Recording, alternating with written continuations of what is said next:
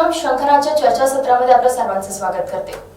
आजच्या चर्चासत्रामध्ये आपण चर्चा करणार आहोत ऑनलाईन एज्युकेशन आणि नेमकी विद्यार्थ्यांची मानसिक स्थिती कशी असते, त्यांच्यावर मानसिकरित्या कोणत्या प्रकारे प्रभाव पडतो या संपूर्ण विषयावर। आज आपल्यासोबत जोडलेले आहेत डॉक्टर राजेश राठी, जे एपेक्स क्लिनिक्सचे कन्सल्टंट सायकियाट्रिस्ट आहेत आणि सेक्सोलॉजिस्ट आहेत। या व्यतिरिक्त आपल्यासोबत जोडलेले आहेत किड्स वर्ल्ड स्कूलच्या डायरेक्टर कम प्रिन्सिपल मॅम जयती वासुदेव मॅम। तर आपण आजच्या विषयाला सुरुवात करूया, आजच्या चर्चासत्राला सुरुवात करूया। तो सबसे पहले सर राजेश सर, हम आपसे जानना चाहेंगे कि एक हम लोग बात कर रहे हैं ऑनलाइन एजुकेशन के ऊपर, तो फर्स्ट ऑफ ऑल एक जो बच्चों में एक स्कूल जाने की जो आदत होती है या फिर उनको पता होता है कि हम लोग का ये रूटीन है, हम लोग को स्कूल जाना है, but all of a sudden ये कोरोना के पीरियड की वजह से बच्चों को ऑनलाइन एजुकेशन लेना पड़ रहा है, तो सबसे बड़ा चेंजेस क्या आया है बच्चों में, ऐसा आपको लगता है? काफ़ी बड़ा चेंज है। सब हम जानते हैं, इससे पहले हम यूज्ड थे स्कूल जाने के। स्कूल जाने में एजुकेशन एक पार्ट था, पर ओवरऑल पर्सनालिटी डेवलपमेंट दूसरा पार्ट हुआ करता था। कि इंटरेक्शंस किड्स के साथ, इंटरेक्शन टीचर्स के साथ, पेरेंट्स के अलग रह के दूसरे एटमॉस्फेयर में डिसिप्लिन, ये सारी ही चीज़ें डेवलपमेंट के लिए बहुत इम्पोर्टेंट हुआ करती थी। अब obviously because of unavoidable reasons online coaching ने, जिसके कुछ फ़ायदे भी हैं, पूरे तरह से फ़िलहाल के लिए माहौल ओवरटेक कर लिया है। एडवांटेजेस अपने जगह पे हैं इसके कि थोड़ा इजी हो जाता है, बच्चे थोड़े एक्लेमेटाइज्ड और रिलैक्स्ड माहौल में रहते हैं। कभी कभी घर का एटमॉस्फेयर स्टूडेंट्स और बच्चों के लिए थोड़ा सा मोर कंफर्टेबल रहता है to engage in studies and conversation. Obviously logistic aspects जो है, ट्रैवलिंग, आना जाना, ये काफ़ी सिंपल हो जाता है। लेकिन इसके साथ साथ में इट ब्रिंग्स इट्स डिसएडवांटेजेस। जैसे मैंने कहा कि बच्चे इंटरैक्ट नहीं कर पा रहे हैं दूसरे बच्चों के साथ, जिस वजह से एज अप्रोप्रिएट उनकी जो पर्सनालिटी डेवलप होनी चाहिए वो नहीं हो पा रही है। जो mode of interaction face to face teaching में होता है वो उतने अच्छे से ऑनलाइन टीचिंग में नहीं हो पाता। डिस्ट्रैक्शंस घर में बहुत ज़्यादा होते हैं। एक सस्टेन्ड कंसंट्रेशन जो स्कूल में ज़रूरी होता है वो ऑनलाइन टीचिंग में नहीं हो पाता। ये एक सोर्स था जिसे धीरे धीरे अब स्टूडेंट्स यूज्ड टू होने लगे हैं with time. It has to be said कि right from early age group जितना हमने सोचा था मुश्किल होगा, उस हिसाब से things have become easier. But like we said, along with the obvious disadvantage, जो डिसएडवांटेज स्क्रीन टाइम का है, जो डिसएडवांटेज हमारे बॉडी फिजिकल और मेंटल हेल्थ पे इसका होता है, वो सारी चीज़ें भी मद्देनज़र रखनी होंगी। इसके बारे में एग्जैक्टली क्या इश्यूज होते हैं और क्या नहीं, हम डिटेल में सब्सिक्वेंटली आगे बातें ज़रूर करेंगे। बट हाँ, मोटा मोटा ये है। मैम, ये सेम क्वेश्चन पे आप क्या कहना चाहेंगे कि मतलब अभी आप फिलहाल ये बताइए कि आपके स्कूल में मतलब कितने से कितने क्लास तक के बच्चे हैं कि जिनके आपको चेंजेस समझ आते हैं कि एक प्री नर्सरी का बच्चा कैसा हो सकता है या एक 7th क्लास का बच्चा कैसे पढ़ सकता है, एक पढ़ाई में चेंजेस क्या है या फिर बच्चों का रिस्पॉन्स कैसा है इस ऑनलाइन एजुकेशन को लेकर? देखिए, जहाँ तक सवाल मेरे स्कूल का है, तो नर्सरी से हमने 10th तक ऑनलाइन क्लासेस चालू रखी हैं। जहाँ देखने में आता है कि जो इनिशियल लेवल पे जो स्कूल फर्स्ट टाइम जिन्होंने भी देखा नहीं है, नर्सरी के बच्चे, किंडरगार्टन के बच्चे, तो वो बहुत ज़्यादा क्यूरियस रहते हैं अपने टीचर को मिलने के लिए, वेदर इट इज़ ऑनलाइन या फिजिकल। अभी हाल में ऐसा माहौल है कि फिजिकली हम बच्चों को स्कूल में बुला नहीं पाते हैं, तो ऑनलाइन के लिए भी वो इतने डेस्परेट रहते हैं कि वो वेट करते रहते हैं कि कब उनका टाइम आए और कब उनकी क्लासेस ऑन हो। कई बार हमको पेरेंट्स से फीडबैक मिलता है कि वो संडे को भी वेट करते हैं कि ऑनलाइन क्लासेस क्यों नहीं होती हैं। ग्रेजुअली जैसे हम ऊपर की क्लासेस में आते हैं, फर्स्ट, सेकेंड, थर्ड, क्यूरियोसिटी उतनी ही है। बट जहाँ से 6th, 7th एक बच्चा जो अपनी टीनेज अप्रोच करने लगता है, उसको दूसरे भी सोशल फैक्टर्स जो हैं वो उसके साथ में बंधे हुए रहते हैं। फॉर एग्जाम्पल, उसको एक फेयर आ जाता है कि मैंने अगर टीचर ने क्वेश्चन पूछा तो मैं आंसर दे पाऊंगा या नहीं दे पाऊंगा। तो कई बार ऐसा होता है कि उसको बचने का एक बहुत अच्छा जरिया मिल गया है कि आपने वीडियो बंद कर दिया या म्यूट कर दिया, या कभी कभी ये भी बोल देते हैं कि इंटरनेट प्रॉब्लम है। तो कुछ ना कुछ डिसएडवांटेजेस उनके साथ हैं, बट पूरे डिसएडवांटेजेस नहीं है। कहीं ना कहीं ऐसा भी प्लेटफॉर्म है, जैसे बच्चा म्यूजिक पसंद करता है, I mean you know chalk and talk के बाहर की भी कुछ चीज़ें ऐसी है, जैसे हमने कलिनरी क्लासेस रखी हुई है, फिजिकल एक्टिविटी की क्लासेस रखी हुई है। जो बच्चा इंग्लिश या मैथ्स में नहीं आता है वो डेफिनेटली आपको पीटी की क्लास में दिखेगा, वो आपको कलिनरी क्लास में दिखेगा। और कलिनरी क्लास एक ऐसी क्लास है जहाँ पे हमने सोचा था कि गर्ल्स ज़्यादा इंटरेक्ट होंगी, बट वो भी मॉडल फेल हो गया कि बॉयज इतने ज़्यादा, क्योंकि कोविड पीरियड में हमने सबने देखा कि जितने हिडन टैलेंट्स है वो सबके बाहर आए। तो सेम 7th 8th के बच्चों में भी ये चीज़ देखने को आ रही है। तो हर चीज़ हम book and hand on activity जो है वो कई बार नहीं कर पा रहे हैं, तो दूसरे तरीके से हम उनको करवाने की कोशिश कर रहे हैं। They are responding well. इसके अलावा एक राजेश सर आपके लिए क्वेश्चन है कि जैसे अभी मैम ने कहा कि टीनेज के बच्चों का एक सोशली भी वो थोड़ा सा एक्टिव हो जाते हैं, तो ये बहुत इम्पोर्टेंट क्वेश्चन है कि जैसे बच्चों को एक टीनेज लाइफ स्टार्ट होता है तो उनको एक अदर सोशल मीडिया प्लेटफॉर्म्स का भी बहुत ज़्यादा क्रेज लग जाता है कि ये सोशल मीडिया है, फेसबुक है, स्नैपचैट है, इंस्टाग्राम है, सारे सोशल मीडिया ऐप्स के लिए वो अट्रैक्टेड होते हैं। तो इस तरीके से एक हार्मोनल चेंजेस क्या आ सकते हैं उनमें कि, या फिर उनका एक थिंकिंग कैसे चेंज हो सकता है कि नहीं हमें सोशल मीडिया यूज़ करना है, लोगों के कनेक्ट में जाना है, तो ये कितना यूजफुल और कितना मतलब बुरा हो सकता है बच्चों के लिए? ये बहुत इम्पोर्टेंट क्वेश्चन है। एडोलेसेंस या किशोर अवस्था या टीन एज हम जिसे कहते हैं, ये एक बहुत ही वल्नरेबल एज ग्रुप है, प्योरली बिकॉज हम जिसे कहते हैं प्यूबर्टी इस समय में डेवलप होती है मेल्स और फीमेल्स में। एक 9 से 14 साल का लगभग एज ग्रुप होता है जहाँ पे ये सारे प्यूबर्टल चेंजेस आते हैं। तो वो हार्मोनल चेंजेस जो नेचुरल हमारे बॉडी में होते हैं, कुछ फिजिकल और कुछ मेंटल, रिस्पॉन्सिबल होते हैं कुछ बदलाव लाने के लिए हमारे अंदर। ये ऑब्वियसली एज ग्रुप है जहाँ हम थोड़ा सा हमारे पेरेंट्स के या टीचर्स के छत्र छाया से थोड़ा इंडिपेंडेंट होने लगते हैं। हम ज़्यादा मिलाप या हम मेल हमारा होता है हमारे पीयर्स के साथ, हमारे मित्रों के साथ। तो ऐसे समय में वो चीज़ें जो हमारे पेरेंट्स आमतौर पे बोलते थे और हम सुना करते थे या हमें ठीक लगती थी, अब हम ज़्यादा मेल खाने लगते हैं वो पॉइंट ऑफ व्यू से जो हमारे फ्रेंड्स रखते हैं, हमारे पीयर्स रखते हैं। तो ऐसे समय में आज के डेट में बहुत ही मुश्किल है किसी भी तरह भी सोशल मीडिया को अवॉइड कर पाना। हम बहुत बार देखते हैं कि एक सडन निगेटिव एटीट्यूड किसी किसी का होता है कि फेसबुक, इंस्टाग्राम अगर कोई यूज़ कर रहा है तो हम सडनली एकदम से रिएक्ट कर देते हैं, कभी कभी एज पेरेंट्स की ये नहीं करें। हमें ये समझना होगा कि आज के डे और एज में ये मुमकिन नहीं है। अगर हम लोग एज पेरेंट्स चाहे फेसबुक हो चाहे व्हाट्सएप हो इस्तेमाल कर रहे हैं तो हमारे बच्चे भी ये यूज़ करेंगे। बस पॉइंट ऐसा है कि इसका बैलेंस कितना रहे। अगर हम इसे सही चीज़ों के लिए यूज़ करें, जैसे कि फेसबुक हो गया, हम इससे पहले सालों सालों लोगों के कनेक्ट में नहीं रह पाते थे, पर आज हम हमारे पुराने दोस्तों के पिक्चर्स देख सकते हैं, वो कहाँ हैं ये देख सकते हैं, उनके लाइफ में क्या हो रहा है। तो ये बहुत अच्छा एडवांटेज है जो पहले शायद हमें एक बार हमारा कोई 10th क्लास ख़त्म हो गया तो सालों तक हमें पता भी नहीं होता था।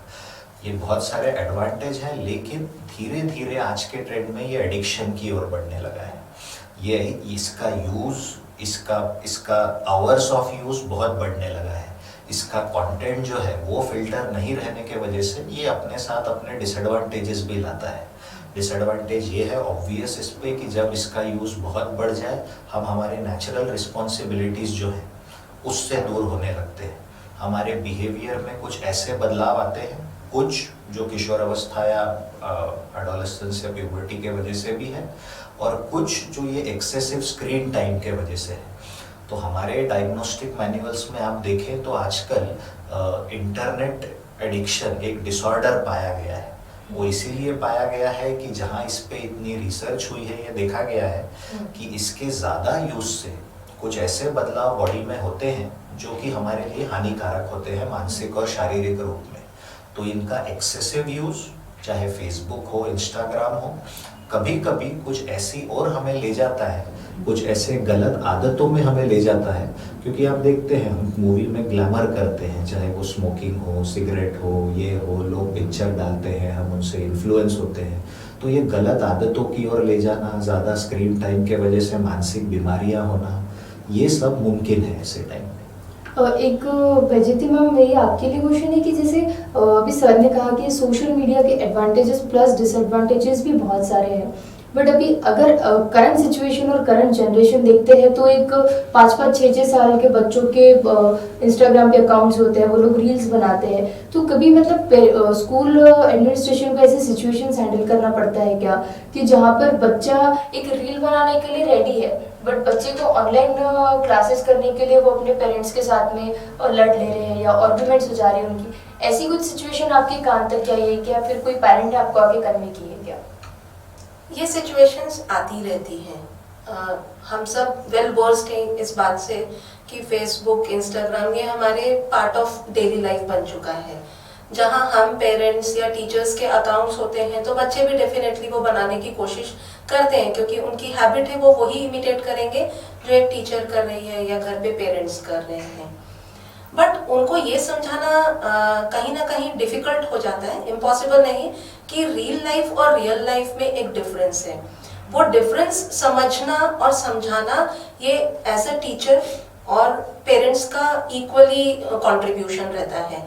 कई बार क्या ऐसा होता है कि फॉर एग्जांपल अगर एक लड़के की लाइफस्टाइल को हम स्टडी करते हैं तो उसको गेम खेलना बहुत पसंद है और गेम्स भी कुछ इस तरीके से बनते हैं जो बहुत वायलेंट नेचर के होते हैं।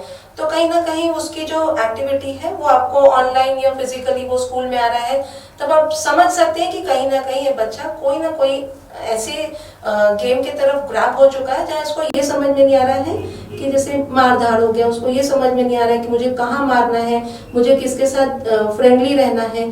तो ये उसको 1-to-1 काउंसलिंग से ही आप सिखा सकते हैं।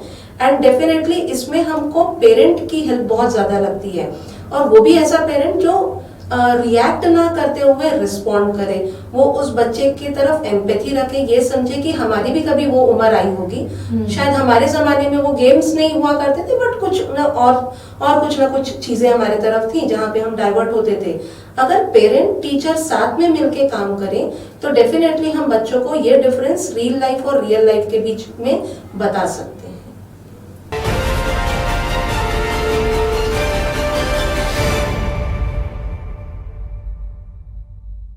एक राजेश सर आपके लिए क्वेश्चन है कि जैसे अभी हम लोगों ने बात करी है सोशल मीडिया प्लेटफॉर्म्स की, तो जैसे बच्चों को एक पेरेंट सोचते हैं कि नहीं हमारे बच्चों का एजुकेशन कहीं रुकना नहीं चाहिए, तो कम एज में अभी मतलब पहले हमारे मतलब एक पहले का जनरेशन था जहाँ पे पेरेंट्स सोचते थे कि नहीं इतने जल्दी हमें बच्चों को फोन नहीं देने हैं ताकि वो लोग कोई गलत संगत में या गलत चीजों में ना पड़े।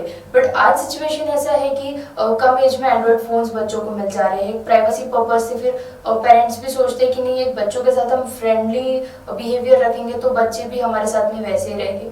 बट इनकेस कभी ऐसे अभी जैसे हम लोग बात कर सकते हैं कि चाइल्ड पोर्नोग्राफी के हम ऊपर बात कर सकते हैं कि छोटे बच्चों को इतनी समझ नहीं होती अगर कभी उनको कोई लिंक्स दिख जाती है तो हार्मोनल चेंजेस की वजह से वो ऐसी अनयूजुअल चीजें देख के उस चीज की तरफ अट्रैक्ट हो सकते हैं। तो एक क्या चेंजेस आ सकते हैं एक बच्चे में जो एक पेरेंट्स ने ध्यान रखना चाहिए? ये बहुत इम्पोर्टेंट टॉपिक है।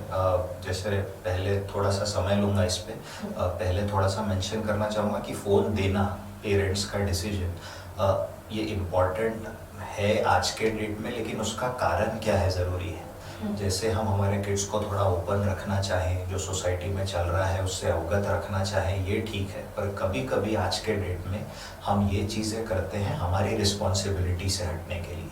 अगर हम एज पेरेंट्स खुद में बिजी हैं और इतना बिजी हैं कि हम बच्चों को समय नहीं दे पा रहे और वो हम सब्सटीट्यूट कर रहे हैं फ़ोन देके, या वो बहुत गलत बात है। हमें कितने जगह आजकल देखने मिलता है कि अगर खाना खा रहे हैं बच्चे तो फ़ोन देख के खा रहे हैं, बच्चों पेरेंट्स कहीं बिजी हैं, दोनों वर्किंग हैं, तो कोई वीडियो गेम, एक्सबॉक्स या कोई सोशल मीडिया प्लेटफॉर्म जैसी चीज़ें उनको दे दी गई है। तो ये एक मेरा मैसेज ज़रूर रहेगा कि इर्रिस्पेक्टिव हम ऐसे वर्ल्ड में हैं जहाँ पे आजकल मोस्टली माता पिता दोनों वर्किंग होते हैं, लेकिन एक स्टिपुलेटेड पीरियड अपने बच्चे के लिए देना ज़रूरी है। उनके ऊपर प्रॉपर फ्रीडम देने के साथ एक प्रॉपर डिसिप्लिन रूल्स रखना भी ज़रूरी है। अब इससे जुड़ी हुई बात जो चाइल्डहुड पोर्नोग्राफी की है, बहुत ज़्यादा इसकी मात्रा बढ़ने लगी है, स्पेशली लॉकडाउन में, स्पेशली सोशल मीडिया और फोन्स के एडवेंट के साथ, इसमें कोई दो राय नहीं है। तो इसके बारे में कुछ चीज़ें, ये यूजुअली शुरू होता है इसी टीनेज ग्रुप में। ये शुरू मोस्टली होता है पीयर प्रेशर के वजह से। अगेन, जब हमारे मित्र, हमारे दोस्त हमको इस बारे में ऐसी कोई चीज़ देख चुके होते हैं और बताते हैं, तब ये शुरू होता है। अब यूजुअली जब हम कोई गेम खेल रहे होते हैं, जब ऐसे कोई, तो यूजुअली इसका ये है कि एक पॉपअप आ जाता है, एक पॉपअप आ जाता है कोई ऐसी वेबसाइट का जो पोर्नोग्राफिक वेबसाइट है। तो कई बार, पहली बार जब इसका इंटरेक्शन होता है लोगों के साथ, उन्हें पता नहीं होता कि ये पॉर्न है, वो उस पर क्लिक करते हैं पॉपअप से और सडनली ऐसी कोई वेबसाइट खुल जाती है जिससे सडनली वो थोड़ा सा शॉक हो जाते हैं कई बार, जिन्हें इसके बारे में पता नहीं होता। और कुछ लोग जो यूज्ड टू होते हैं, वहाँ से इनका आदत और ये चीज़ शुरू होती है। तो इसका कॉमनेस्ट चीज़ है वो पीयर प्रेशर है। अगेन जैसे मैंने कहा कि पेरेंट्स के तरफ से बहुत खुला फ्रीडम, कंट्रोल नहीं रहना, ये चीज़ों का बहुत बहुत मेजर कारण है। पोर्नोग्राफी बाय इटसेल्फ एकदम कोई गलत या शॉकिंग चीज़ कभी कभी नहीं है। ये कभी एक्साइटमेंट में हो, कभी फैंटेसी सीकिंग के लिए हो तो हो जाती है। ये प्रॉब्लम तब बनता है जब ये आदत बन जाए, जब ये रिपीटेटिव हो जाए। तो पोर्नोग्राफी का सबसे बड़ा डिसएडवांटेज ये है कि एक हमारी एज ग्रुप होती है जब हमारा प्रॉपर सेक्सुअल डेवलपमेंट या ये सेक्सुअल हार्मोन्स हमारे बॉडी में ऐसे निर्माण होते हैं, जब एक सही ट्रांजिशन हम करें या सही एजुकेशन दें तो हमें या एक बच्चे को या एक टीनेज को सेक्स के बारे में एक इमेज उसकी अच्छी रहेगी। जब सडनली पॉर्न से बच्चा या कोई टीनेजर एक्सपोज होता है तो उसकी सेक्स की इमेज बिगड़ जाती है। वो एक सेक्सुअल चीज को उसी तरीके से देखने लगता है, वो सेक्स को उसी तरीके से कोरिलेट करने लगता है, जिसके वजह से कई सारे बिहेवियरल प्रॉब्लम्स और आगे जाके सेक्सुअल प्रॉब्लम्स भी उसके लाइफ में होते हैं। जब ये एक नॉर्मल एज से पहले हो तो बच्चा उसे इमिटेट करने लगता है और कुछ ऐसे गलत सेक्सुअल एक्टिविटीज में इंडल्ज हो जाता है जो कि ऑब्वियसली उसके मानसिक और शारीरिक स्वास्थ्य के लिए हानिकारक हो सकते हैं। तो ये बहुत ही फाइन लाइन है जहाँ पे हम बहुत आराम से इस चीज़ को हैंडल करें और इस चीज़ को टैकल करें। और इस पे क्या क्या आगे हमें इंटरवेंशंस लेने चाहिए, हम ज़रूर बात करेंगे आगे इसके बारे में। मैम, जैसे कि ये एक टॉपिक जो है ये बहुत इम्पॉर्टेंट है, क्योंकि एक सबसे बड़ा अभी पेरेंट्स को क्यों है कि हम ऑनलाइन एजुकेशन इसलिए बच्चों के हाथ में फ़ोन दे रहे हैं। मतलब एक पेरेंट्स को भी रीज़न है बोलने के लिए कि हमारे बच्चों का एजुकेशन नहीं रुकना चाहिए, इसलिए हम उनको फ़ोन प्रोवाइड करवा रहे हैं। बट एक अल्टरनेट ऑप्शन क्या हो सकता है इस चीज़ के लिए कि अगर एजुकेशन करवा रहे हैं तो वो खुद के फ़ोन से करवा सकते हैं, या फिर एक क्या अल्टरनेटिव ऑप्शन रहना चाहिए ऐसे आपको लगता है? और एक सेकेंड चीज़, एक बच्चों में ऐसे चेंजेस आपको कभी नजर आते हैं कि जब आप लोग क्लासेस लेते हो या फिर इतना बड़ा ऑनलाइन एजुकेशन सिस्टम हैंडल करना, तो ऐसे कभी आप लोगों को बच्चों में बिहेवियर में चेंजेस नजर आते हैं क्या? जी बिल्कुल नजर आते हैं और बहुत इम्पोर्टेंट है। देखिए, बीइंग एन एजुकेशनिस्ट हमारे पास सबसे अच्छा रिसोर्स है बुक्स। उसके अलावा हमारे पास जो रहती है एक टीचर बहुत अच्छी स्टोरी टेलर भी रहती है। यूजुअली कैसा होता है, जब बच्चा स्कूल आता है तो हम उनको बेसिक नेसेसिटी ऑफ लाइफ पढ़ाते हैं। फॉर एग्जांपल फूड है, वाटर है, एयर है, ये सारी चीजें जब हम उनको समझाते हैं, पढ़ाते हैं, उसके बाद में उसका यूजेज भी समझाया जाता है कि भाई इसको जरूरत पड़ने पे इतना ही यूज करो, वेस्ट मत करो, राइट। उसी तरीके से फूड, वाटर, शेल्टर, उसके साथ में चौथी चीज या पांचवी चीज जुड़ गई है, वो है इंटरनेट। एंड डेफिनेटली इंटरनेट को आपको हासिल करने के लिए कोई ना कोई डिवाइस आपके हाथ में होना जरूरी है, या लैपटॉप हो या मोबाइल फोन हो। जब ये चीजें हमारे पास आती हैं तो डेफिनेटली हमको बच्चों को ये उसके कॉन्सिक्वेंसेस बताने बहुत जरूरी हो जाता है कि जैसे आपके पास फोन है या आपके पास कोई इंटरनेट है और वहां पे आपको कोई आपकी इंफॉर्मेशन पूछ रहा है या कोई आपसे आपकी फोटो मांग रहा है, तो आपको शेयर विथ केयर करना है। जहां पे भी आप शेयरिंग कर रहे हैं, या तो वो बंदा नोन है, आपका फैमिली मेंबर है जिसको आप बहुत अच्छे से जानते हैं, तभी आप वो इन्फॉर्मेशन शेयर कर रहे हैं। आपने बीच में एक पीरियड में सुना होगा, एक दो बच्चों का किडनैपिंग नागपुर डिस्ट्रिक्ट में हुआ था। स्कूल्स ने मिलके, मीडिया ने मिलके, टीचर्स ने मिलके, आई मीन पेरेंट्स ने मिलके, हम सब ने बच्चों को इतना अच्छा ओरिएंटेशन दिया कि कोई भी जो बाहर से आ रहा है वो आउटसाइडर है, आप उसके साथ कहीं भी नहीं जा सकते हैं, या कहीं जाना भी है तो आपको एक पासपोर्ट पेरेंट और बच्चे के बीच में शेयर हो रहा है। हम वो प्रॉब्लम से लगभग बाहर आ चुके हैं। तो क्या हम इंटरनेट की इस प्रॉब्लम से बाहर नहीं आ सकते हैं? बिल्कुल आ सकते हैं, क्योंकि हमको उनको एज अप्रोप्रिएट कॉन्सिक्वेंसेस बताना बहुत जरूरी है। अगर वो छोटा बच्चा है, for example 4th, 5th, 6th के बच्चे, अब यूजुअली हम 5th से जो बच्चों को देखते हैं उनको गेमिंग का एक बहुत बड़ा क्रेज आ जाता है, सारे बच्चे, और ये रिफ्लेक्ट होता है जब वो क्लास में बैठते हैं और कैमरा बंद और हमारे पास एक छोटा सा आइकॉन में लिखा हुआ आ जाता है on hold. So on hold means कि आप उस प्लेटफॉर्म को यूज कर रहे हैं बट आप वहां हो नहीं, आप कहीं और हो, पैरेलली आपकी स्क्रीन में कुछ और चीजें चालू हैं।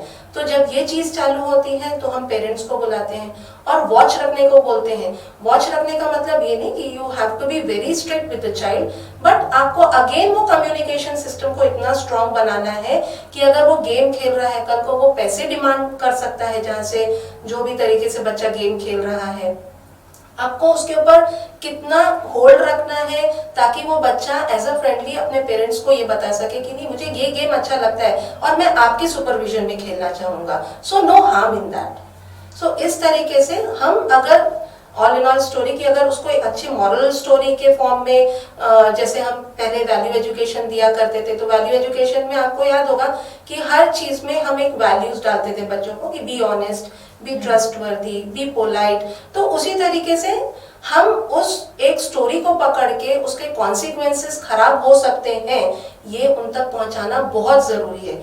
फॉर एग्जाम्पल हम पढ़ते थे रेड राइडिंग हुड की स्टोरी, तो क्या हम उस वोल्फ को किसी कैरेक्टर से रिप्लेस कर सकते हैं कि यहाँ एक ऐसा डेंजर जोन है जो इंटरनेट के थ्रू यहाँ पे आप फंस सकते हो?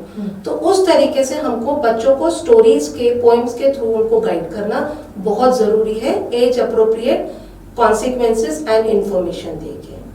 इसके अलावा राजेश सर, आपका इस बात के ऊपर क्या ओपिनियन है कि जहाँ मतलब बच्चों को ऐसे लगता है, वो बच्चे पेरेंट्स को बताते हैं कि नहीं हमारी क्लासेस शुरू है, हम लोग ये कर रहे हैं, क्लासेस अटेंड कर रहे हैं, बट कई बार ऐसे हो जाते हैं कि बच्चों को एक प्राइवेट रूम्स अवेलेबल होती है उनके घर पे, अगर सिंगल चाइल्ड है, अगर फैमिली अच्छी है तो बच्चों को रूम्स तक अवेलेबल होती है, बट इन केस अगर वो क्लासेस अटेंड ना करते हुए ये सारी चीज़ों में अगर इंटरेक्शन अपना ज़्यादा ग्रो कर रहे हैं, तो एक क्या चेंजेस लगता है आपको कि एक आपके एक्सपीरियंस के ऊपर से क्या चेंजेस बच्चों में आते हैं जो एक पेरेंट्स ने ध्यान रखना चाहिए, या फिर एक प्राइवेसी पर्पस से, एक सिक्योरिटी पर्पस से किन चीज़ों को उन लोगों ने फोकस करना चाहिए?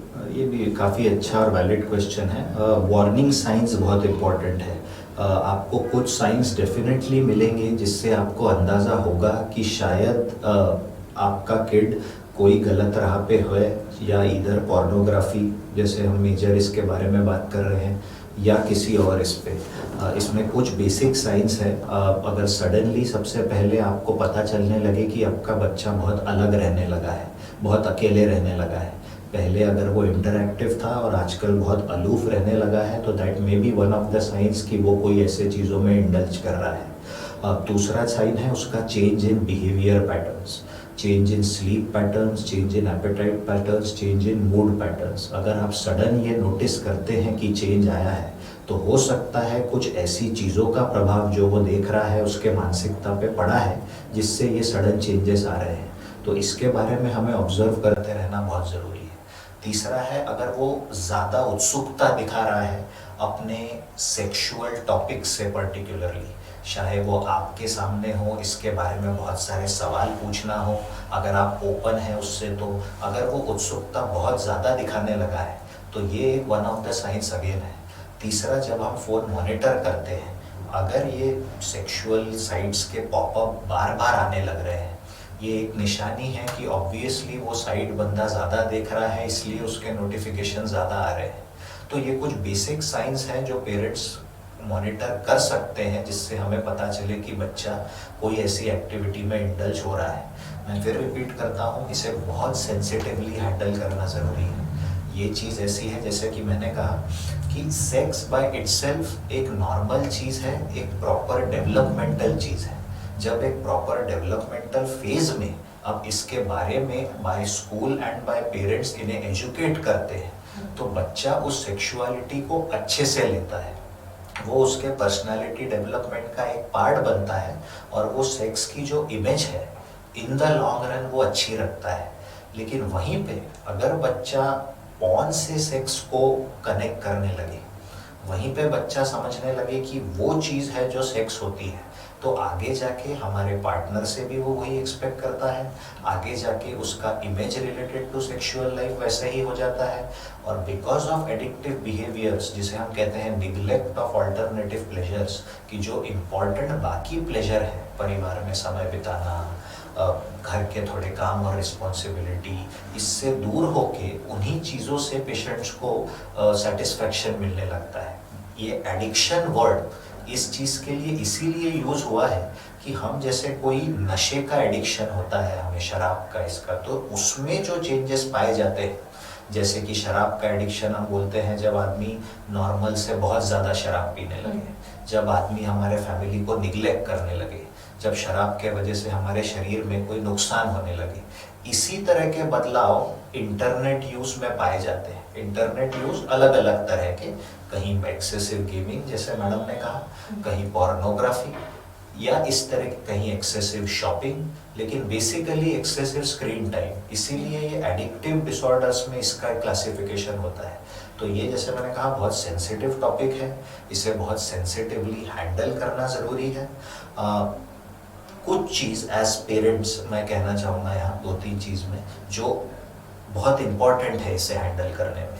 सबसे इम्पॉर्टेंट ये है कि जब कभी अगर आपको पता चले कि आपका बच्चा इन चीज़ों में इंडल्ज है, आपको इसे बहुत सेंसिटिवली हैंडल करना है, क्योंकि ये इशू मेक या ब्रेक कर सकता है।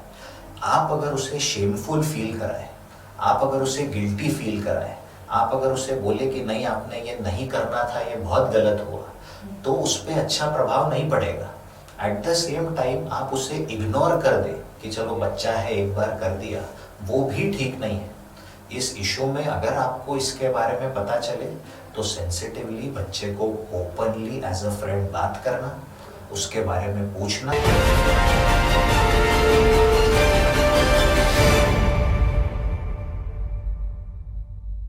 कि आप क्यों इंडल्ज हुए, उसमें पता करना कि ये चीज़ आपको कहाँ से पता चली, उसे प्रोत्साहन देना कि इस उम्र में ऐसी चीज़ें होती हैं, लेकिन ये क्यों सही है और क्यों गलत है। प्रॉपर सेक्सुअल एजुकेशन उसे सही टाइम पे देना। अगर आप उससे खुले रहे और आपसे उसका इंटरेक्शन अच्छा है तो शायद उसे किसी और से ये चीज़ पता होने की ज़रूरत नहीं है। ये चीज़ों को सेंसिटिवली हैंडल करना बहुत ज़रूरी है। तो ना तो इसे इग्नोर करें और ना तो बच्चे को इसके लिए गिल्टी फील कराएं, ना तो अपने पेरेंटिंग को गिल्टी फील कराएं। ऐसी चीज़ें हो सकती हैं। हाँ, ये प्रिवेंट हो सके तो बहुत ही अच्छी बात है। प्रिवेंटिव मेजर्स में फिर बहुत सिंपल है कि हम एक एज के पहले बच्चों के पूरे फ़ोन के ऐप्स को हमारा एक्सेस रखें। एक एज के बाद जब उसे इंडिपेंडेंस चाहिए तो बात अलग है। दूसरा, उससे हम ओपन रहें और सही टाइम पे ये चीज़ें होती हैं इसके बारे में उसे अवगत कराएं। जो भी आजकल एक फिल्टर्स आते हैं फ़ोन में अलग अलग तरह के, जहाँ पे कोई ये पॉपअप्स वगैरह नहीं आते, वो फिल्टर हम यूज़ कर सकते हैं। और चाइल्ड से जितना प्यार से रहें, जितना इंटरैक्टिव रहें, उतना इन चीज़ों में इंडल्जेंस उसका कम होगा। और वैसे ही ये सब चीज़ों के वजह से आगे जाके जो बहुत सारी मानसिक बीमारियाँ होती हैं, उनका इंसिडेंस हमें कम देखने मिलेगा। मैम, ये एक सेम क्वेश्चन से हम रिलेटेड आपको एक और क्वेश्चन ऐड ऑन करना चाहते हैं कि जैसे अभी सर ने कहा कि अगर हम फैमिली से अगर उन्हें सेक्स एजुकेशन के बारे में थोड़ा प्रॉपरली नॉलेज देते हैं तो हो सकता है कि वो इन चीज़ों की तरफ ज़्यादा अट्रैक्ट ना हो बच्चे। तो एक स्कूल एडमिनिस्ट्रेशंस या स्कूल एजुकेशन सिस्टम्स ने ऐसे कुछ एक सिस्टम प्रोवाइड करवाना चाहिए क्या, या फिर एक कुछ गुड नॉलेज पेरेंट और बच्चों का रखना चाहिए क्या कि हाँ मतलब पेरेंट्स को सामने रखते हुए बच्चों को हम इन चीज़ों का नॉलेज दे सकते हैं क्या, कि जहाँ टीनेज तक के बच्चों को इन चीज़ों की पूरी इन्फॉर्मेशन हो, ताकि ऐसे कुछ इंसिडेंट्स होता है तो वो इन चीज़ों में ज़्यादा इंटरेक्ट ना होते हुए उन चीज़ों को थोड़ा सा अंडरस्टैंडिंग से ले ले। तो आप लोग इन चीज़ों के लिए क्या इनिशिएटिव ले सकते हैं?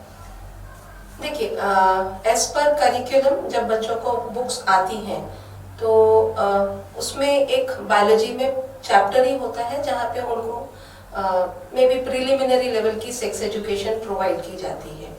तो अगर एक टीचर है और अगर हम उस एजुकेशन को थोड़ा सा और डीप में लेके जाते हैं, सिर्फ बुकिश नॉलेज ना रखते हुए उनको थोड़ा सा प्रैक्टिकल नॉलेज देने की कोशिश करते हैं, तो ये चीज़ें काफ़ी हद तक सॉल्व होती हैं। एंड यूजुअली ये रहता है कि वातावरण कैसा है, चाहे वो स्कूल का हो या घर का हो, कल्चर बहुत इम्पोर्टेंट रोल प्ले करता है। वो कल्चर कैसा होता है कि जैसे अगर हम क्लास में पढ़ा रहे हैं तो यूजुअली ये देखने को मिलता है कि बायो का वो एक पर्टिकुलर चैप्टर में कुछ लड़के हंसते हुए दिखते हैं, होता है, बहुत नेचुरल सी बात होती है। तो वो एज अ टीचर अगर उस एनवायरनमेंट को कंट्रोल करें कि सी ये हम अपने बॉडी सिस्टम के बारे में पढ़ रहे हैं और हमें समझना बहुत ज़रूरी है, उसी हिसाब से अगर हम घर की बात करें तो घर में भी बच्चा शायद अपने एक पेरेंट से ज़्यादा क्लोज होता है, या मदर बोल लीजिए या फादर बोल लीजिए, किसी ना किसी के क्लोज में ज़रूर रहता है। तो कहीं ना कहीं ये रेसिप्रोकेशन वो घर पे भी जाके करता है कि आज हमें स्कूल में ऐसा पढ़ने को मिला, या मुझे आज मेरे दोस्त ने ऐसी इंफॉर्मेशन दिया, मे बी वो पोर्नोग्राफिक रिलेटेड हो या कोई और चीज़ों से रिलेशन रखती हो। तो जब वो फादर उसको बताता है और फादर उनके साथ जब वो चीज़ को शेयर करता है तो उसकी समझने की जो कैपेसिटी है वो एक मेच्योरिटी लेवल की रहती है। अगर वो अपने फ्रेंड से सुनेगा तो वो फ्रेंड से उसको एक, जैसे सर ने पहले ही कहा कि ये फैंटेसी एक उसके साथ में अटैच रहती है कि अरे मेरे वो फ्रेंड को पता है, मुझे इस बारे में नॉलेज नहीं है। बट जहाँ पे अगर वो पेरेंट के साथ में अप्रोच करता है और कोई पेरेंट या दोनों मिलके भी अगर उसको समझाने की कोशिश करते हैं कोई एक पर्टिकुलर वर्ड को, तो उसको समझने की क्षमता वो बच्चे की बहुत अलग होती है और उसको देखने का नजरिया जो है वो बहुत चेंज हो जाता है। और मे बी एक बच्चा अगर चेंज होता है तो वो इतनी काबिलियत रखता है कि वो सराउंडिंग के 5 बच्चों को भी नजरिया को चेंज कर सके। तो I think here culture plays a very important role. एक मतलब जब हम बात करें एक ऑनलाइन एजुकेशन के ऊपर, तो यहाँ पर एक बच्चों के पेरेंट्स का जितना इम्पोर्टेंट रोल है, सेम एज दैट यहाँ पर एक टीचर्स का भी काफ़ी इम्पोर्टेंट रोल है। तो एक राजेश सर, आपको क्या लगता है कि जब ऑनलाइन एजुकेशन सिस्टम में जब टीचर्स भी इतने ज़्यादा क्वांटिटी में इंक्लूडेड है कि वो बच्चों के क्लासेस लेते हैं, सब कुछ करते हैं, ऐसी सिचुएशन में व्हाट्सएप के ग्रुप्स बनते हैं, सब कुछ होता है, टीचर्स के भी नंबर स्प्रेडेड होते हैं, तो कभी बच्चों की वजह से पेरेंट्स फ्रस्ट्रेटेड हो सकते हैं या फिर टीचर्स अपने घर के स्ट्रेस को लेकर कुछ फ्रस्ट्रेशंस हो सकते हैं।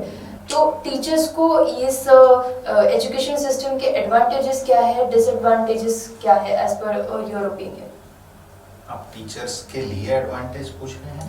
ये टीचर्स के लिए भी, मतलब टीचर्स के लिए भी इस एजुकेशन सिस्टम में एडवांटेजेस क्या है कि अभी वो ऑनलाइन एजुकेशन में एज ए टीचर वर्क कर रहे हैं, तो ये एडवांटेजेस क्या है हो सकते हैं, या फिर उनके नंबर स्प्रेडेड होते हैं या फिर उनका इंटरेक्शन बढ़ता है, तो उनके लिए डिसएडवांटेजेस भी क्या हो सकते हैं? हाँ, दोनों के, जैसे मैंने कहा, जैसे कि बच्चों के लिए है, टीचर्स के भी लिए वैसा ही है।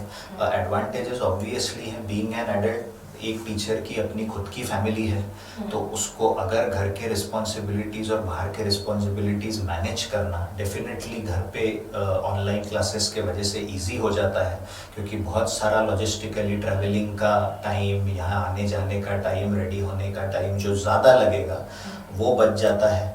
ऑब्वियसली एक प्रिपेयर्डनेस जो है, जो थ्रू डिपिक्शन दे सकते हैं, वो ऑनलाइन में स्लाइड्स के थ्रू पढ़ाना, पिक्चर एक इसके थ्रू पढ़ाना, वर्बल पढ़ाने से कई बार, ये खैर फेस टू फेस क्लास में भी होता है, पर ऑनलाइन क्लास में और ज़्यादा बेटर हो सकता है, जहाँ जो हम पोर्ट्रे करने की कोशिश कर रहे हैं, चाहे कोई प्रेजेंटेशन के थ्रू हो, चाहे कोई पिक्चर के थ्रू हो, हम ज़्यादा अच्छे से कर पा रहे हैं। तो टीचर जो अपना आउटपुट देना चाहे वो चीज़ बढ़ सकती है।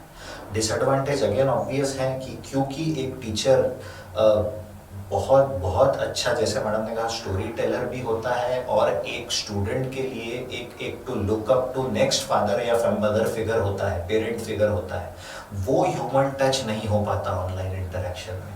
जो फेस टू फेस में हमने भी हमारे बचपन में देखा है कि हमारा बॉन्ड जो हमारे टीचर से होता था, वो सिर्फ रिस्ट्रिक्टेड नहीं होता था पढ़ाई के तक। हम कभी कोई टीचर्स हमारे लिए एम्पैथेटिक थे तो हम कुछ और चीज़ डिस्कस कर पाते थे। यहाँ ऑनलाइन मीडियम में ये मुमकिन कम हो गया है। सब लोगों के कॉमन प्लेटफॉर्म है, बल्कि आप नंबर्स की बात कर रहे हैं आजकल, मैं शायद मैडम बेटर बता पाएंगे, बहुत सारे टीचर्स शायद अलाउड उन्हें नंबर शेयर करना नहीं होता अपना व्हाट्सएप पे, ताकि उन्हें एज पेरेंट्स एक कॉमन फोरम ज़रूर होता है, जैसे कोई मेल या कोई ग्रुप जहां आप इंटरेक्ट कर पाएँ, but they can not give their personal numbers and everything. तो ये सारी चीज़ें अलाउड नहीं होती। तो उतना इंटरेक्शन पार्ट जो है, जो एक टीचर के लिए एक वर्क सेटिस्फैक्शन जो है, मैं जो जाके पुट ऑन कर रही हूँ, पूरा एफर्ट डालना, ह्यूमन कनेक्ट बनाना, बच्चों के साथ रिलेशनशिप डेवलप करना, वो शायद थोड़ा सा कम हो जाता है। एंड जो ऑब्वियस डिसएडवांटेज है जो हर फील्ड में है इंक्लूडिंग टीचर्स, कि प्योर घर पे रहने के वजह से थोड़ा सा एक इरिटेबिलिटी बढ़ना, थोड़ा सा चिड़चिड़ लेवल बढ़ना, एक जो चेंज इन एटमॉस्फेयर हमारे लिए इतना ज़रूरी होता है, लाइक वी टेक हॉलीडेज बीच बीच में, क्योंकि माइंड के लिए चेंज ज़रूरी है। आप 24 घंटे उसी सराउंडिंग में रहेंगे तो obviously that can take a toll on you. जब उसका टोल आप पे बहुत ज़्यादा हो जाता है तो वो कभी कभी आपके चेंज ऑफ नेचर और बिहेवियर में भी फ़र्क होता है।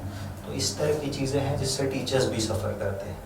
ये सेम क्वेश्चन मैम आपके लिए कि एक टीचर्स के लिए आपको क्या लगता है कि टीचर्स को कितनी चीज़ें फेस करनी पड़ती है इन एंड ऑल। अभी हम बात कर रहे थे इस ऑनलाइन एजुकेशन सिस्टम पे कि ऑनलाइन एजुकेशन का एक सिस्टम कैसा होता है, एक टीचर्स का पॉइंट ऑफ व्यू, पेरेंट्स का पॉइंट ऑफ व्यू या फिर एक बच्चों का पॉइंट ऑफ व्यू। तो एक आप अपने एक्सपीरियंस से क्या चीज़ बताना चाहेंगी या एक क्या मैसेज रहेगा? एक टीचर के ऊपर अब लाइबिलिटी ज़्यादा हो गई है, क्योंकि लाइबिलिटी इन द सेंस सबको ये समझ में आ गया है कि वो घर से ही पढ़ा रही हैं, राइट। तो हमारे पास अब टाइम नो बार वाला सिचुएशन है, तो हम कभी कभी ऐसी भी लिबर्टी ले लेते हैं कि रात को 11 बजे ही भूल जाते हैं कि एक टीचर सो भी रही होगी या उसकी एक पर्सनल लाइफ भी होगी। और जहाँ तक आजकल जो व्हाट्सएप ग्रुप, क्योंकि मैक्सिमम हर क्लास के लिए एक पर्टिकुलर व्हाट्सएप ग्रुप बने हुए हैं और जो बच्चे हैं वो हमसे कहीं ज़्यादा स्मार्ट हैं, तो उनको ये पता चल जाता है कि ये हमारी टीचर की डीपी है एंड डेफिनेटली ये मेरी टीचर का नंबर है। तो आप इंटेंशनली अगर नहीं भी प्रोवाइड करते हैं तो उनको वहाँ से वो नंबर मिल जाता है।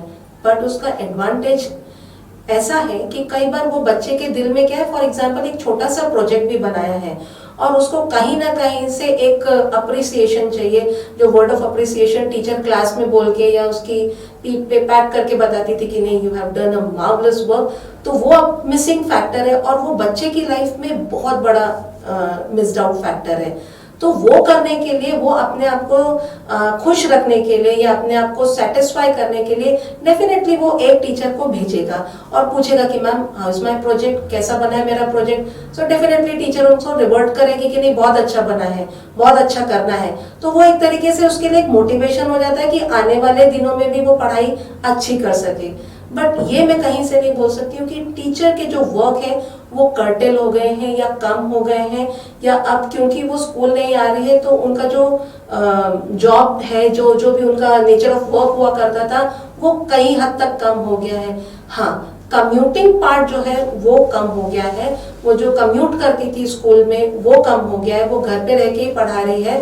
बट रिस्पॉन्सिबिलिटी पहले से कहीं ज्यादा हो गई है। एक आखिरी सवाल राजेश सर के लिए कि हम पूरा एजुकेशन सिस्टम या अभी कोरोना की वजह से जो ऑनलाइन एजुकेशन सिस्टम है, आज हमारा टॉपिक यही था कि हम लोगों ने इसके ऊपर डिस्कस किया, तो सारे टॉपिक्स पे हम लोग की बात हो गई है। तो एक इन एंड ऑल आपके एक्सपीरियंस में से आप पेरेंट्स को या फिर टीचर्स को या फिर स्पेशली बच्चों को एक क्या मैसेज देंगे कि ये चीज़ें हम लोगों ने ध्यान रखना चाहिए इस एजुकेशन के दुनिया में भी? ऑनलाइन एजुकेशन अभी के लिए हमें इसी के साथ जीना पड़ेगा। सबसे पहला मैसेज ये है, मेरा पर्सनल ओपिनियन है कि मैं ऑलवेज फेवर करूँगा in person learning, schools reopen होना, बट ऑब्वियसली ये चीज़ें हमारे लेवल पे नहीं है, ये बहुत कुछ डिपेंड करता है पैंडेमिक के ऊपर। So at least for the time being हमें इसके साथ जीना है। सो बेस्ट पॉसिबल हम इसे कैसे मैनेज कर पाएँ depending on various age groups, ये बहुत ज़रूरी है। चाहे वो छोटे बच्चे हों उनके पे सुपरविज़न अलग है, जो मिडिल एज्ड हों उन पे अलग है, एडोलेसेंस पे अलग है। लेकिन इसके साथ पहली चीज़ कि क्योंकि हमारे बच्चों के क्लासेस हैं उस पे ऑलरेडी बच्चों का स्क्रीन टाइम बहुत यूज़ हो रहा है, इसके अलावा स्क्रीन टाइम एक लिमिटेड रहे और बच्चे शेड्यूल्स में रहें, ये बहुत ज़रूरी है। एक नियमित रूटीन जो सुनने में बड़ी ही छोटी सी चीज़ है लेकिन बहुत बहुत इम्पॉर्टेंट रोल प्ले करती है बच्चे के ओवरऑल डेवलपमेंट में, कि no matter what because of this pandemic you do not let, क्योंकि बच्चे घर पे हैं तो वो कोई भी रूटीन हो ये बिल्कुल इनकरेज ना करें। समय पे खान पान, समय पे सोना, समय पे एक्टिविटीज़, बच्चे को एक डिसिप्लिन और रूटीन की आदत लगना बहुत ज़रूरी है, जो ऑनलाइन टाइम्स में भी शुरू रखें, उसे हैम्पर ना होने दें। ऑनलाइन चीज़ें प्लीज़ सुपरवाइज करें। आप लोग अगर बिजी भी हैं अपने कामों में, लेकिन बच्चे का एजुकेशन जिस दिन क्या हुआ, उसके होम टास्क क्या हैं, और उसकी एक्टिविटी में वो ध्यान दे रहा है या नहीं. You can keep in touch with the teacher regarding if he is progressing properly. ये इम्पॉर्टेंट है. दूसरी तरफ कंट्रोल्ड फ्रीडम भी एक एज के ग्रुप के बाद बच्चे को दे. कभी कभी एज पेरेंट्स हम बहुत डिफ़िकल्ट ये फेज़ में पाते हैं. हमें इतना यूज़ हो जाता है हमारे बच्चों को एडवाइस करने का और बच्चों को किसी तरह से रहने का कि जब वो उनकी फेज़ आती है जहां उन्हें थोड़ा अपने आइडियाज़ अपने तरह से चीज़ें करने देना, अपने तरह से चीज़ें ये होने देना. अब ऑनलाइन में भी जस्ट बिकॉज वो ऑनलाइन कुछ कर रहा है मतलब ये नहीं कि हम उसे टोके ही. अगर वो ऑनलाइन कुछ अच्छा प्रोजेक्ट बना रहा है, आजकल हमारे एक मित्र हैं जिसके बेटे ने एक बहुत अच्छी ऐप डेवलप की है, तो ऐसे चीज़ों में अगर वो एक अच्छी तरफ ऑनलाइन यूज़ का इस्तेमाल है जिसका कोई यूज़ फायदे के लिए हो रहा है, you should definitely encourage your child. You should definitely encourage the kid during these times to have his or her freedom. उसके तरीके से वो अपनी चीज़ कर रहा है. हर चीज़ में हमें सुपरविजन ज़रूरी नहीं है एक एज के बाद. हम उससे ओपन होएं, कोई चीज़ में शर्माए ना, एज अप्रोप्रिएट चीज़ें उनसे सही टाइम पे करें ताकि बाहर से कोई गलत चीज़ या गलत इन्फॉर्मेशन मिलने के पहले हमारे थ्रू एक सही तरीके से उन्हें इन्फॉर्मेशन मिले. आई नो नॉर्मलसी को एक्सेप्ट करें. This is a phase which is difficult. Yes, आपके मूड ऑफ्स होंगे. यस, आपको मूड स्विंग्स एज पेरेंट्स होंगे. It's a tough situation. इसे एबनॉर्मल ना समझें. हर कोई इस फेज से गुजर रहा है. हर एक के कुछ दिन बुरे जा रहे हैं. हर एक का फ्रस्ट्रेशन बिल्ड हो रहा है. ये नेचुरल है. इसे गलत ना समझे, इसे सही तरह से चैनलाइज करें. इट्स इम्पॉर्टेंट कि बच्चों के सामने आउटराइटली ये इरिटेशन या फ्रस्ट्रेशन ना दिखे. उन्हें एक सिक्योर एटमॉस्फियर फील हो जिससे कि उनके डेवलपमेंट में फ़ायदा हो. This would be it from me.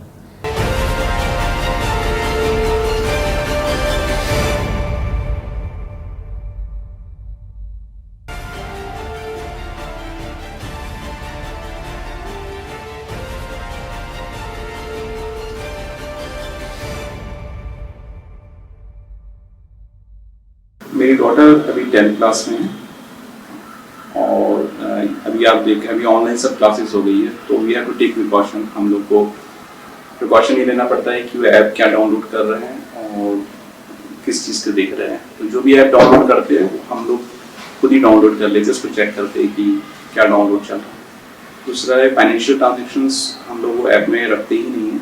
उस जो भी हमारा फाइनेंशियल ट्रांजेक्शन होना ये हमको प्रिकॉशन देखना रहता है. और पासवर्ड प्रोटेक्टेड नहीं है तो हम लोग कभी भी उसको चेक कर सकते हैं. ये एक प्रिकॉशन हम लोग ले रहे हैं as a parents.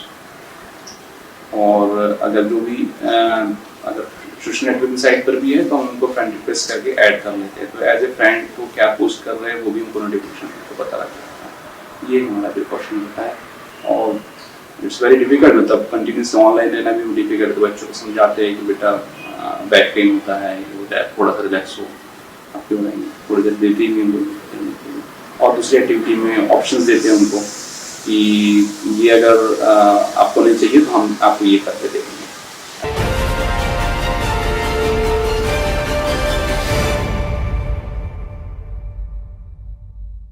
My name is B.K. Khwaja Sajid. I'm a life coach and a corporate trainer. मेरी बच्ची 9th स्टैंडर्ड में किशोर में है.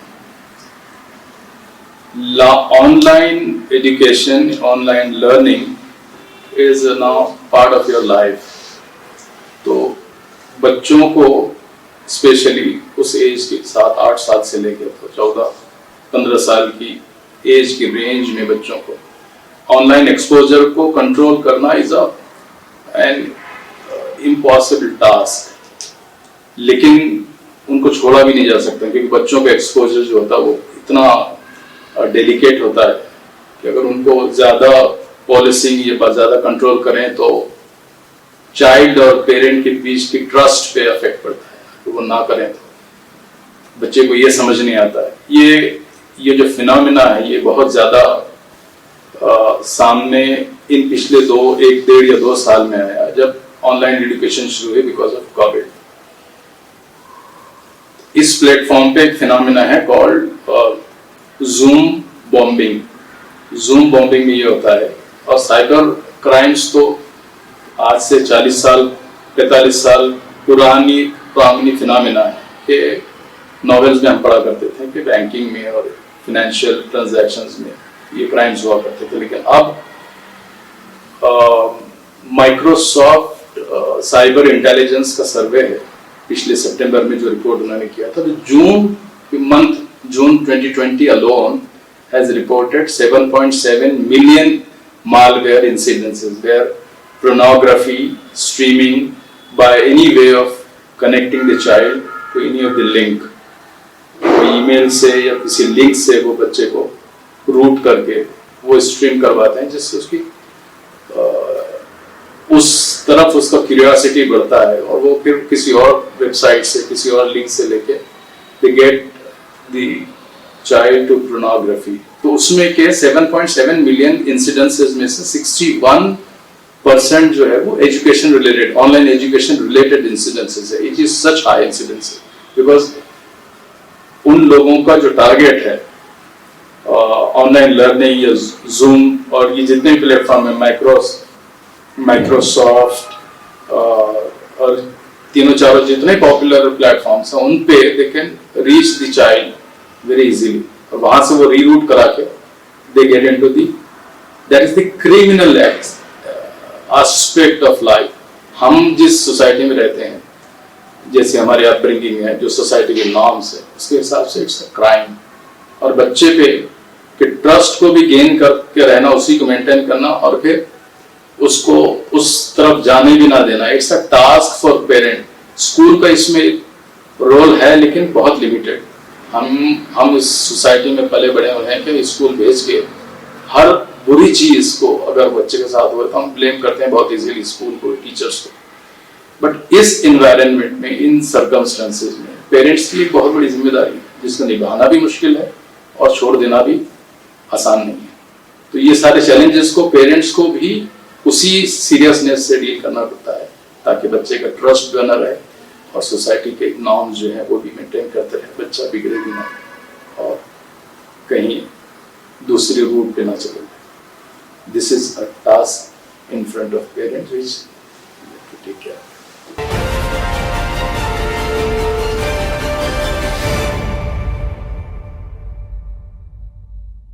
नक्कीच तर आजच्या चर्चासत्रामध्ये ऑनलाईन एज्युकेशन म्हणजे याच्याशी जोडलेला प्रत्येक गट, म्हणजे तो टीचर्सचा असू देत किंवा पेरेंट्सचा असू देत किंवा नक्कीच विद्यार्थ्यांचा, प्रत्येकाची भूमिका यामध्ये कशी आहे, आपण आपल्या आजच्या पाहुण्यांकडनं याबद्दलची संपूर्ण माहिती घेतलेली आहे। तर नक्कीच व्हिडिओ शंखनाच्या पुढील चर्चासत्रात अशा एका विषयासोबत तोपर्यंत बघत राहा शंखनात आवाज सध्याचा।